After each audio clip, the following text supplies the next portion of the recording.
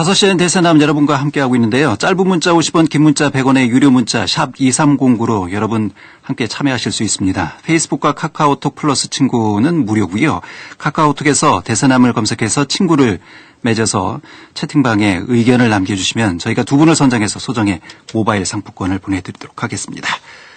자, 이어서 바른 시각으로 보는 바른 경제 시간입니다. 앞으로 바른 경제 코너를 함께할 한남대 글로벌 IT 경영학과 강신철 교수 모셨습니다. 어서 오십시오, 교수님. 예, 안녕하세요. 예. 자, 앞으로 이 시간에 저희가 이제 경제에 대해서 얘기를 나눠볼 텐데요. 경제하면 벌써부터 이제 지끈지끈 머리부터 아파하시는 분들이 많이 계세요. 왜 그럴까요, 경제가? 근데 그게 우리 삶 자체인데. 예. 아마 그 보도하는 분들이나 이 통계 수치 이런 걸 이용하는 사람들이 예. 전문 용어를 많이 쓰고 예. 그다음에 좀 왜곡을 하고 의도적으로 예. 그런 것 때문에 이 경제 문제를 어렵게 생각하는 경향이 생기지 않았나 그런 생각이 듭니다. 어떤 경제학자가 경제는 90%가 상식인데 네. 지나치게 전문가들이 이걸 좀 어렵게 해놔서 다른 사람들이 접근하기 어렵다 이렇게 설명하는 분들도 계시더군요. 예, 맞습니다. 그만큼 우리의 삶과 정말 밀접하게 관련되어 있는 문제잖아요. 경제라는 것이. 우리 삶 자체라고 할 수 있겠죠. 예. 그렇다면 이거 학교에서 수업받는 거 같은 느낌이 들 수도 있겠지만 경제의 개념을 먼저 좀 정의를 좀 해볼까요? 예, 이제 교과서적으로 예. 이제 경제하면은 그러니까 3경제 주체를 보통 얘기하거든요. 예. 그러니까 가계, 기업, 정부. 예. 이 세 개 3주체가 이제 재화 용역을 생산하고 소비하고 유통하고 하는 그 활동을 경제라고 한다. 이렇게 예. 이제 교과서에는 써 있죠. 예, 사회 시간에 많이 배웠죠. 고등학교 시절에요. 예. 근데 누구나 개인이 살기 위해서는 뭔가 일을 해서 소득을 얻어야 되고 그렇죠. 또 기업은 이제 물건을 만들어서 판매를 하면 그거를 소비자들이 구매를 하고 또 그 과정에서 발생하는 이제 세금은 또 국가에 납부를 해야 국가도 또 예산을 세우고 재정을 운영할 수 있고. 예. 이제 그런 측면에서 이제 경제라는 거는 우리 생활에 아주 밀접하게 연관이 돼 있다. 이렇게 말씀드릴 수 있겠죠. 크게 보면 생산과 소비 그 과정에 일어나는 여러 가지 일들을 이제 경제의 한 큰 카테고리로 묶을 수 있을 것 같아요. 그런 거를 이제 보통 우리가 실물 경제라고. 실물 경제. 뭔가 이게 물건이 실제로 왔다 그렇죠. 갔다 하고 돈이 왔다 갔다 우리 하고. 일상생활과 밀접하게 관련이 되어 있는. 그렇죠. 예. 네. 그런 거 또 이제 다른 측면에서는 그 과정에서 이게 돈이 흘러다니잖아요. 예. 그래서 그 화폐, 금융. 이제 이거는 또 다른 그 하나의 경제 체제를 그 안에서 가지고 있거든요. 예. 그래서 크게 보면은 이제 우리가 보통 실물 경제와 이제 금융 경제 이렇게 이제 구분을 하기도 하죠. 예. 또 미시 경제, 거시 경제 이런 얘기도 나오잖아요. 이제 그거는 이제 그 경제 주체들의 단위로 이제 구분을 하는 건데요. 예. 이제 미시 경제 그러면은 그야말로 이렇게 현미경으로 이렇게 물건을 자세히 들여다보듯이 예. 개인 수준에서 소득을 왜 얻는가, 그다음에 임금은 어떻게 결정하는가, 그렇죠. 또 기업 입장에서도 생산 비용을 어떻게 산정하는가, 이렇게 미시적으로 보는 게 이제 그 미시 경제 분야에서 다루는 거고, 예. 거시는 이제 그런 경제 주체들의 활동들을 전부 이렇게 합해서 예. 총체적으로 이제 국가 단위라든가 국제 단위 이런 수준에서 이제 경제 그 현상을 갖다가 통계를 내고 그런 그 분석을 하고 하는 거를 갖다 이제 보통 거시 경제라고 하죠. GDP, 물가, 고용 통계 이런 맞아요. 것들이 이제 예. 거시 국민 경제. 총소득, 예. 실업률, 그 국제 무역 수지 이런 예. 것들이 되게 이제 거시 경제에서 다루는 것들이죠. 이렇게 알고 접근하면 쉬운데. 맞아요. 예.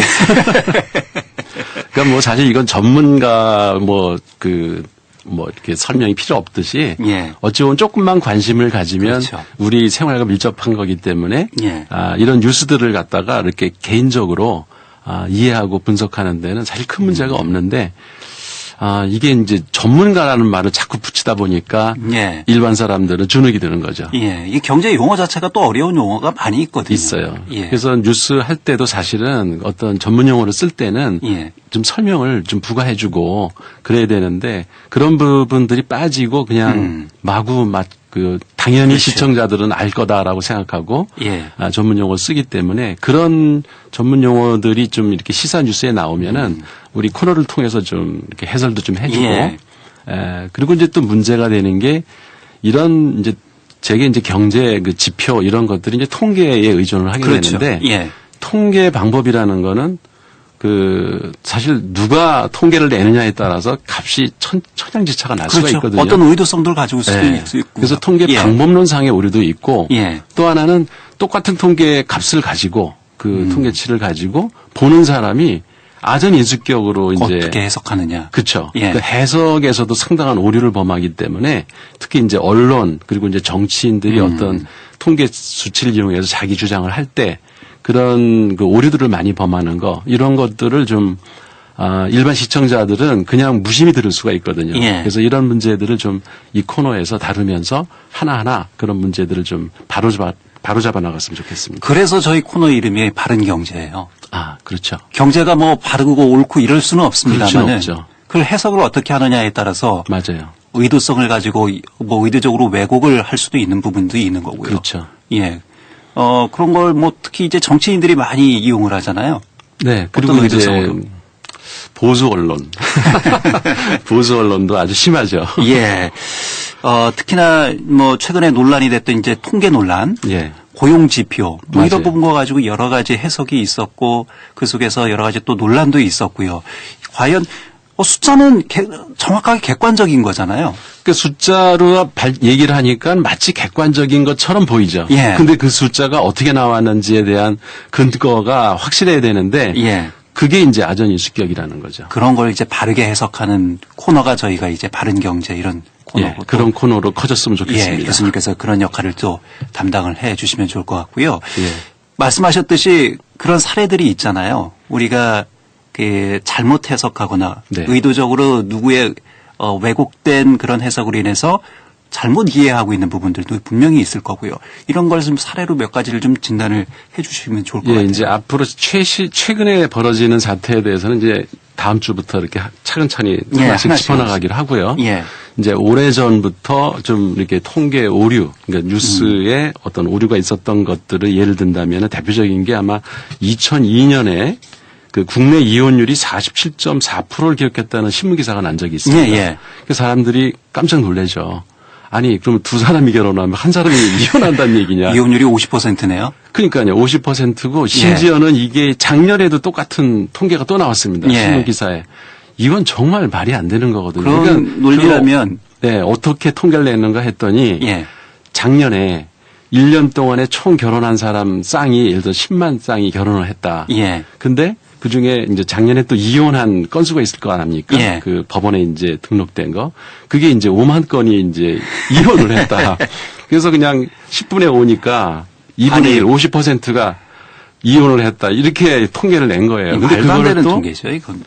신문, 그쵸. 말도 안 되는 뉴스인데 예. 사람들은 일상생활에서 이렇게 이야기하면서 이혼율이 50%나 된대. 이런 식으로 또 인용을 하거든요. 그렇죠. 예, 그러니까 이런 게 사회 현상을 왜곡하기 때문에 통계 수치 자체를 잘못된 건데 예. 이게 10년 전에 낸 뉴스를 오류가 있다고 지적을 했음에도 불구하고 또 신문 기자가 낸다는 게 이게 예. 참 심각하죠. 이런 문제가. 예.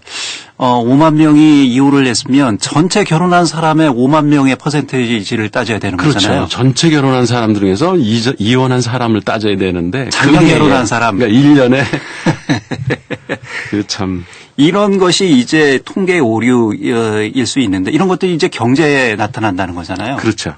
예. 그리고 이제 우리가 경제를 알아야 되는 이유는 우리의 그러니까 살림을 미리 계획하고 어떤 의사결정을 해야 되잖아요. 그리고 예. 또 개인적으로는 투자도 해야 될 것이고 집도 살 거냐 말 거냐 결정을 해야 되고 이런 의사결정을 할 때 이런 뉴스들이 영향을 미치거든요. 그럼요. 예.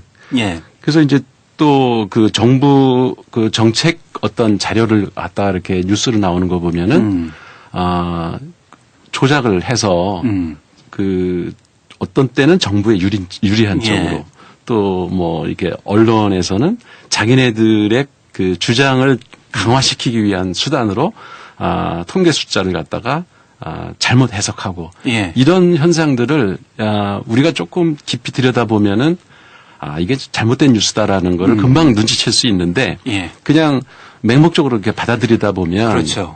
그 판단을 그르칠 수가 있기 때문에 예. 이런 걸 좀 바로잡을 필요가 있다는 거죠. 경제는 분명히 심리적인 요인도 상당히 중요하잖아요. 그러면 그런 정보를 잘못 받아들이면 잘못된 이 또 판단을 할 수밖에 없고 그게 또 경제에 나쁜 영향을 미칠 수가 있는 거죠. 맞아요. 예. 그러니까 분명히 경제는 괜찮아지고 있는데 실질적으로는 예. 그게 나쁘다 그러면은 점점 사람들이 소비가 위축되고 예. 그러니까 소비 활동이 안 일어나면 결국 경제가 마비가 되거든요. 예. 그런 현상들을 막기 위해서라도 이 바른 경제 코너는 예. 되게 역할이 중요하다는 생각이 듭니다. 알겠습니다. 다음 주부터 저희가 본격적으로 그럼 뭐 실업률 통계라든지 최저임금 인상 논란이라든지 예, 여러 예. 가지 이런 현상들에 대해서 요즘에 뭐 부동산 폭등 문제라든지 예, 광고를 또 좀- 연금 고갈 문제 아주 예. 다른 문제가 많죠. 기대하겠습니다. 교수님. 예. 오늘은 여기서 말씀을 이제 정리를 하도록 하겠습니다. 자, 바른경제 한남대 글로벌 IT 경영학과 강신철 교수와 함께했습니다.